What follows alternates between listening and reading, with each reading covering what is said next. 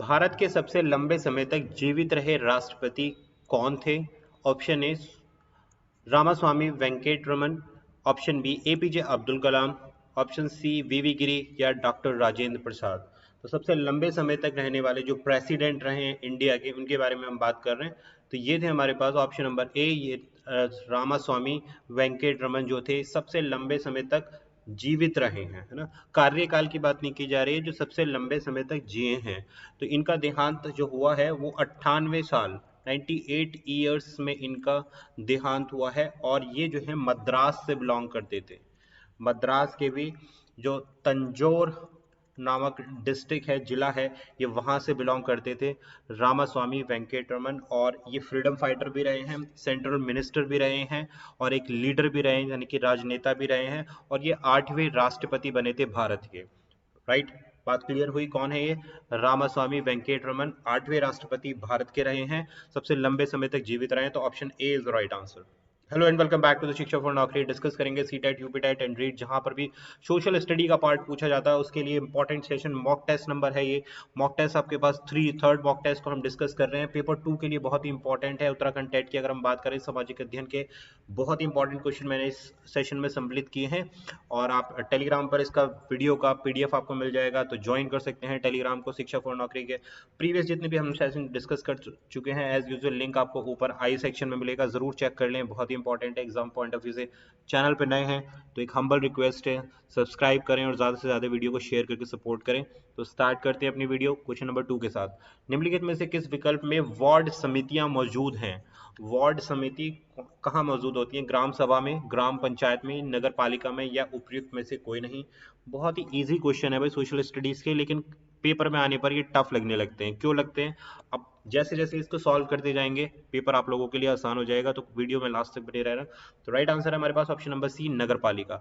अब नगर पालिका जो होते हैं भाई, नगर पालिका या नगर निगम की अगर मैं बात करूं, तो इसमें क्या होते हैं, जब भी बड़ा सिटीज होता है उसके एरिया को डिस्ट्रीब्यूट कर दिया जाता है छोटे छोटे एरियाज में, उसको ही हम क्या बोलते हैं? वार्ड बोलते हैं, है ना। और उस वार्ड को चलाने वाला कौन होता है? वो कहलाता है हमारे पास वार्ड मेंबर, या फिर हिंदी में बोलते हैं उसको पार्षद। जो नगर पालिका से या नगर निगम, है ना, एक महानगर या नगर पालिका का एक क्षेत्र होता है जिसको पार्षद चलाता है। यानी कि पूरे एरिया को छोटे छोटे पार्ट्स में डिवाइड कर देते हैं। उन छोटे छोटे क्षेत्रों को किसी भी बड़े क्षेत्र के क्या बोलते हैं भाई? वार्ड बोलते हैं। तो option C is the right answer. Next, Panchayati Raj का प्रबंधन करने वाला मुख्य संस्था है। तो पंचायती राज होती है, उसका प्रबंधन यानी कि एडमिनिस्ट्रेशन करने वाला जो मुख्य संस्था है वो कौन है? राज्य सरकार है, केंद्रीय सचिवालय है, स्थानीय स्वशासित विभाग है, या ग्रामीण मंत्रालय है। तो पंचायती राज का जो प्रबंधन करती हैं वो है स्टेट गवर्नमेंट जो होती है, राज्य सरकारें जो होती हैं वो करती हैं पंचायती राज का प्रबंधन।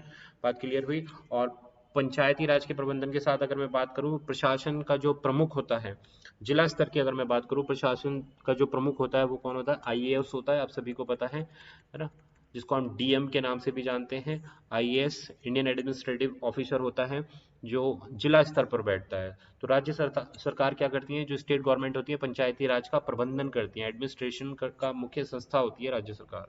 नेक्स्ट क्वेश्चन 4, निम्न में से कौन संविधान सभा के सदस्य नहीं है?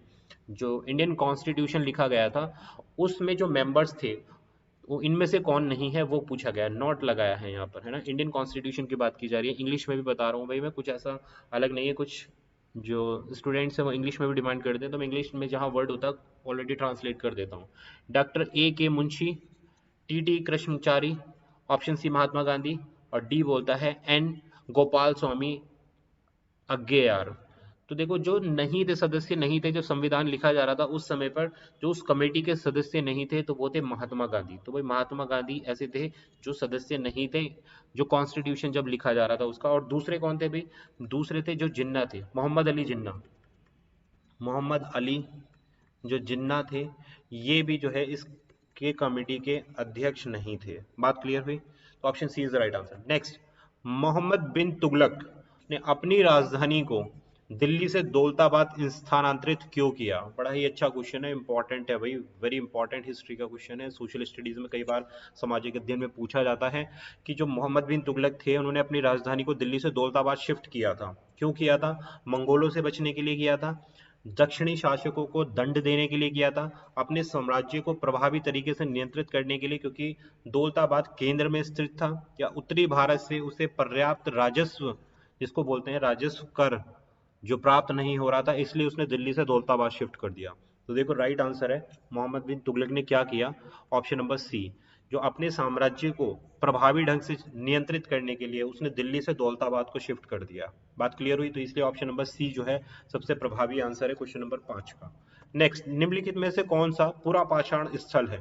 जो पुरा पाषाण स्थल है, हिस्ट्री का क्वेश्चन है भाई, इनमें से कौन सा है ना? इनाम गांव है, हल्का है, या भीम बेटका है, या बुर्ज होम है? तो राइट आंसर है इसका option number C, Bhimbetka एक ऐसा स्थल है जो पूरा पाषाण स्थल होता है, या पूरा पाषाण स्थल है। तो इसको ध्यान में रखें, बहुत इंपॉर्टेंट क्वेश्चन है भाई हिस्ट्री का, पूरा पाषाण काल जो पूछा जाता है वहां से क्वेश्चन रेज होता है, इसको बोलते हैं भीम बेटका। नेक्स्ट, भारत के स्वतंत्रता संग्राम के युग में राष्ट्रीय प्रयोजन का पक्षधर समाचार पत्र था। जब स्वतंत्रता फ्रीडम फाइटर चल रही थी भाई, जिस समय पर फ्रीडम फाइटर चल रहे थे, इंडिया के जो फ्रीडम फाइटर्स थे, उस समय पर न्यूज़पेपर की एक बहुत बड़ी भूमिका थी, क्योंकि न्यूज़पेपर जो फ्रीडम फाइटर को सपोर्ट करता था और जो आम जनता तक खबरें पहुंचाता था कि भाई कैसे जो फ्रीडम फाइटर है वो देश को आज़ाद करने के लिए महत्वपूर्ण भूमिका निभा रहे हैं, तो इसमें समाचार पत्रों का एक अहम रोल रहता था। तो ये कौन सा समाचार पत्र था? द लीडर था, the civil and military gazette था, डॉन था, या द स्टेट्समैन था? ये इन नाम से न्यूज़पेपर छपते थे उस समय पे, जब भारत स्वतंत्रता संग्राम वाला जो पीरियड था, भारत का फ्रीडम फाइट वाला पीरियड था इंडिया का। तो राइट आंसर है ऑप्शन नंबर ए। तो ये जो न्यूज़पेपर था द लीडर था। बहुत अच्छा क्वेश्चन है भाई, वेरी इंपॉर्टेंट क्वेश्चन, मार्क कर लो इसको। बात करें अगर सोशल स्टडीज में, तो ये इंग्लिश न्यूज़पेपर था, किसके द्वारा फाउंडेड किया गया था? मदन मोहन मालवीय, नाम सुना होगा आपने, मदन मोहन मालवीय जो थे, इन्होंने इसको इसकी संस्थापना की थी, और ये इंग्लिश न्यूज़पेपर था द लीडर। ओके, और ये कहाँ से पब्लिश होता था भाई? ये पब्लिश होता था इलाहाबाद से, इलाहाबाद से इसका पब्लिशमेंट होता था। तो option number A, the leader, is the right answer. Next, निम्न में से कौन सा विकल्प सही है? धारवाड़ पेट्रोलियम के लिए प्रसिद्ध है, धारवाड़ एक जगह है, पूछा जा रहा है पेट्रोलियम के लिए प्रसिद्ध है। गोंडवाना बेल्ट में प्राकृतिक गैसें होती हैं। कोंडा में अभ्रक बहुयात में होता है, या ऑप्शन नंबर डी सभी सही है?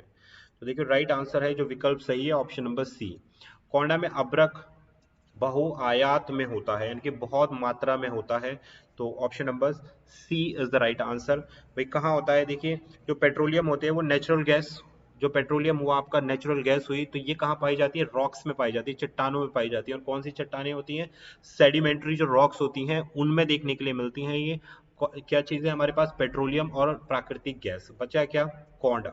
अब ये कोंडा की बात करें, उसको बोलते हैं कोडरमा, हिंदी में ऐसे इंग्लिश में बोलते हैं। कोडरमा जो है ये कहाँ पाया जाता है? ये जगह है कोडरमा जो झारखंड में ये जगह है। बात क्लियर हुई? झारखंड में ये जगह है कोडरमा, और ये माइका के लिए प्रसिद्ध है, इसीलिए इसको माइका सिटी ऑफ इंडिया भी कहते हैं।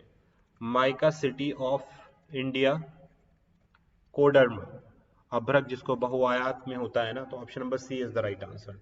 नेक्स्ट, अंडमान एंड निकोबार द्वीप समूह कहाँ स्थित है? वेरी इंपॉर्टेंट क्वेश्चन और इंटरेस्टिंग भी है। बंगाल की खाड़ी में है, अरब सागर में है, हिंद महासागर में है, या निम्न में से कोई नहीं? तो देखो जो अंडमान एंड निकोबार द्वीप समूह है, ये ऑप्शन नंबर ए बंगाल की खाड़ी यानी कि बे ऑफ बंगाल में ये जो है स्थित है, और ये इंडियन टेरिटरी है भाई, भारत की सीमा में आता है, इंडियन टेरिटरी है, और ये 572 आइलैंड से मिलकर बना है। और जो अंडमान निकोबार की जो कैपिटल है वो है हमारे पास पोर्ट ब्लेयर। ध्यान रखना, ये भी पूछ लिया जाता है कि भाई अंडमान निकोबार द्वीप समूह की भाई कैपिटल क्या है, तो ये है पोर्ट ब्लेयर, इसकी कैपिटल हुई। 572 इसमें आइलैंड हुए, और इंडियन टेरिटरी में आता है, और बे ऑफ बंगाल से टच करता है। तो option number A is the right answer. Next question 10, Malaysia में किस प्रकार के बागान पाए जाते हैं? जो मलेशिया कंट्री है वहां पर किस प्रकार के बागान या बगीचे पाए जाते हैं? चाय के यानी कि टी के पाए जाते हैं, कॉफी के पाए जाते हैं, काजू के पाए जाते हैं, या फिर रबर के पाए जाते हैं?